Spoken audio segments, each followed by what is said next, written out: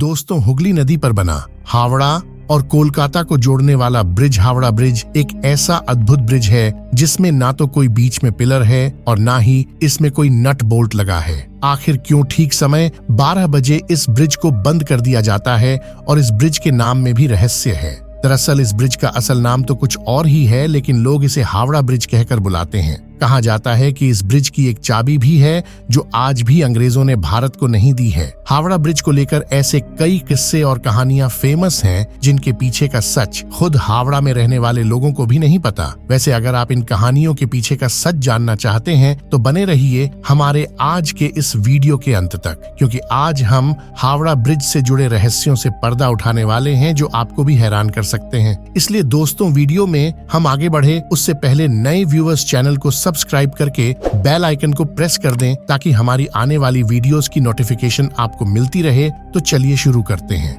दोस्तों, अगर आप भारतवासी हैं और अगर आप गांव कस्बे में निवास करते हैं या अपने दादी नानी के मुंह से कहानियां सुनी हैं, तो ये बात भी आपने कभी ना कभी सुनी होगी कि जब भी कोई बड़ा बांध या बड़ा ब्रिज बनता है या कोई तालाब खोदा जाता है तो मानव बलि मांगती है। कहावत है कि जब भी कुछ बड़ा बनता है तो सैक्रिफाइस करना पड़ता है, यानी कुछ लोगों को अपनी जान गंवानी पड़ती है, जिसके बाद से ही तैयार की गई चीज मजबूती के साथ खड़ी रहती है। दोस्तों, हावड़ा ब्रिज को लेकर भी यही बात कही जाती है। लोगों द्वारा यह कहानी प्रचलित है कि हावड़ा ब्रिज जैसे बड़े ब्रिज को तैयार करते समय कीयों की बलि दी गई थी, लेकिन हम आपको बता दें कि यह सिर्फ एक अफवाह भर है। किसी भी कंस्ट्रक्शन में काम को करने के बाद बलि देना महज एक किंवदंती है। आपको ये बात पता होनी चाहिए कि किसी भी देश की सरकार ऐसी गलत चीजों को कभी भी प्रमोट नहीं कर सकती। 75 सालों से कोलकाता की पहचान रहा हावड़ा ब्रिज वर्ल्ड वॉर का भी गवाह रहा है। इस ब्रिज ने जहां सेकेंड वर्ल्ड वॉर के दौरान बमबारी झेली है, वहीं इसने भारत को विकसित होते हुए भी देखा है। तो हावड़ा ब्रिज के इतिहास को जानने के लिए हमें उस समय के इतिहास को खंगालना होगा जब उसे तैयार किया जा रहा था। लेकिन उससे पहले हम यह जानेंगे कि क्यों इस ब्रिज को 12 बजे बंद कर दिया जाता है। दरअसल जिन इंजीनियरों ने इस ब्रिज को बनाकर तैयार किया, उन्होंने उसे 12 बजे बंद करने की बात कही थी। ऐसा कहा जाता है कि उन्होंने साफ चेतावनी दी थी कि इस ब्रिज को ठीक 12 बजे बंद कर देना, वरना यह ब्रिज गिर जाएगा। लेकिन इस बात की किसी को खबर नहीं है इसे दिन के 12 बजे बंद करना या रात के 12 बजे। यही वजह है कि जब भी घड़ी में 12 बजता है तो हावड़ा ब्रिज को कुछ देर के लिए बंद कर दिया जाता है। वहीं अभी हमने थोड़ी देर पहले वीडियो में बताया कि हावड़ा ब्रिज के बारे में कहा जाता है कि इसकी चाबी भी है जो अब तक अंग्रेजों ने भारत को लौटाया नहीं है। दरअसल उस चाबी को लेकर लोगों का कहना है कि उस चाबी की मदद से ब्रिज को खोला जा सकता है। जी हाँ, कहने का मतलब यह है कि इस ब्रिज को कुछ इस तरह से डिजाइन किया गया था कि जब बड़े जहाजों को इस ब्रिज के नीचे से गुजरना हो तो इसे बीच से खोला जा सके और फिर जहाज के जाने के बाद इसे दोबारा बंद किया जा सके। यानी हम और आप कह सकते हैं कि ब्रिटिशर्स ने इस ब्रिज को एक बेहद ही एडवांस तकनीक से तैयार किया था। वैसे चाबी वाली बात कितनी सच है, इसका आज तक कोई पुख्ता सबूत नहीं है। अगर इस ब्रिज के इतिहास को खंगाला जाए तो पता चलता है कि इसे साल 1942 में बनाकर तैयार किया गया था और इसे 3 फरवरी 1943 को जनता के लिए खोल दिया गया था। आपको जानकर गर्व होगा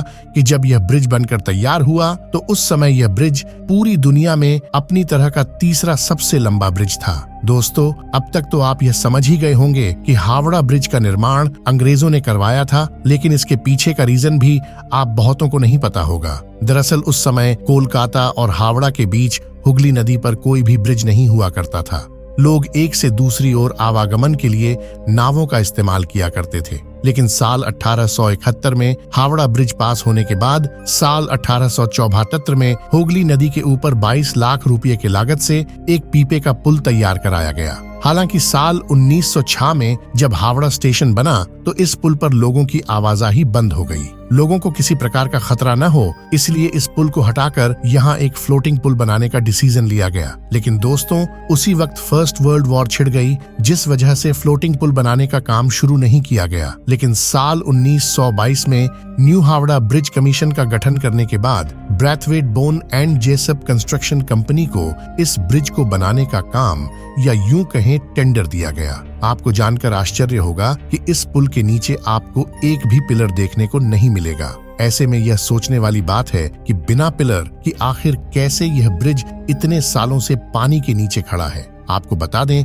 कि इसके पीछे की वजह है कि नदी के दोनों किनारों पर बने 280 फीट ऊंचे यह 2 हमले जिसके ऊपर यह ब्रिज सालों से टिका हुआ है। जी हाँ, आपने बिल्कुल सही सुना, पूरा का पूरा हावड़ा ब्रिज नदी के दोनों किनारों पर बने 280 फीट ऊंचे इन खंभों पर टिका हुआ है। कहा जाता है कि अंग्रेजों ने इस ब्रिज को बनाते समय यह सख्त इंट्रोडक्शन दिया था कि ब्रिज जैसा भी बनकर तैयार हो, लेकिन इसके नीचे पिलर नहीं होने चाहिए ताकि ब्रिज के नीचे से निकलने वाले नाव को किसी भी प्रकार की तकलीफ ना हो। यही वजह कि पूरा का पूरा हावड़ा ब्रिज बस नदी के किनारे बने 280 फुट ऊंचे 2 खंभों पर टिका हुआ है। दोनों खंभों के बीच की दूरी 1500 फीट है। इस ब्रिज को लेकर इससे भी ज्यादा हैरान करने वाली बात यह है कि इस ब्रिज को बनाते समय स्टील की प्लेटों को जोड़ने के लिए नट बोल्ट का इस्तेमाल न करके मेटल की बनी कीलों यानी कि रिवर्स का इस्तेमाल किया गया है। इतने बड़े ब्रिज में एक भी नट बोल्ट का इस्तेमाल न करना वाकई हैरान कर देने वाली बात है।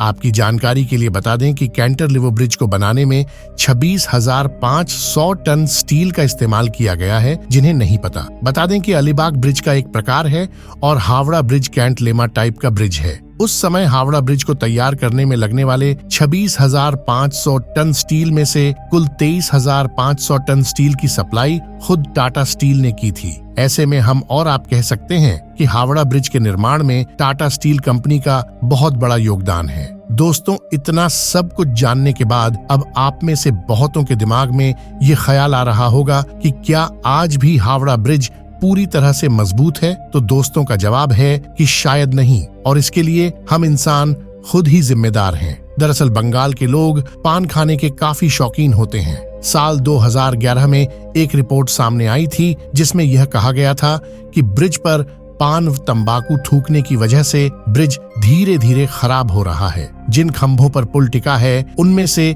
कुछ के आधार की मोटाई पिछले कुछ सालों में आधी हो गई है। इस रिपोर्ट के बाद इस पुल को बचाने के लिए स्टील के पायों के नीचे पायों को नीचे से फाइबर ग्लास से ढका गया है, जिसमें लगभग 20 लाख रुपए खर्च हुए थे।